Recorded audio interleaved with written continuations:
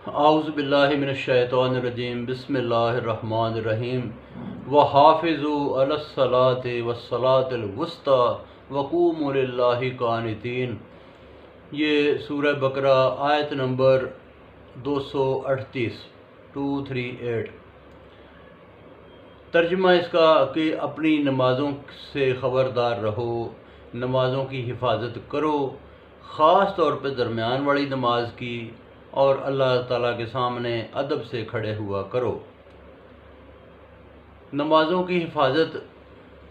اللہ تعالیٰ نے کہا کہ نمازیں جو ہے نا، اس کو یعنی کہ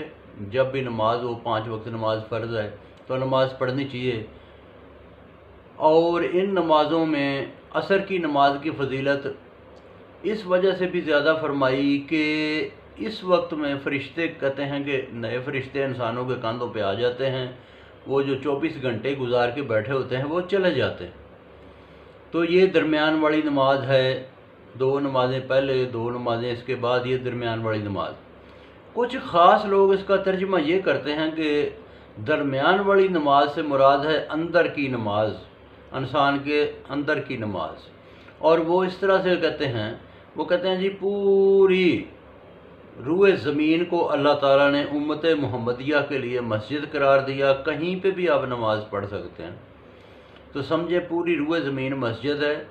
اور انسان اپنے آپ کو سمجھے کہ وہ 24 گھنٹے مسجد میں ہے۔ جس طرح سے مسجد میں لوگ جھوٹ نہیں بولتے،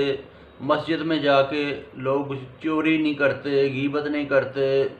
غلط بات نہیں کرتے، لغو بات نہیں کرتے، اسی طرح وہ کہتے ہیں کہ اس پوری زمین کو آپ سمجھ لیں کہ یہ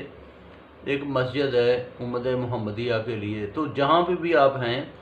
آپ یہی کام، جتنے ڈسپلن آپ نماز مسجد میں قائم کرتے ہیں اتنا ہی آپ ادھر قائم کریں، ہر جگہ پہ وہی آپ کی صورتحال رہے، وہی آپ کا دماغ کی حالت وہی رہے، سوچ کا معیار وہی رہے۔ تو اس کو کہتے ہیں آپ، اور یہ جو ہے عصر کی نماز، وہ کہتے ہیں کہ یہ درمیان والی نماز سے مراد ہے کہ انسان کے اندر کی نماز، کہ انسان ہر وقت یہی سمجھے کہ میں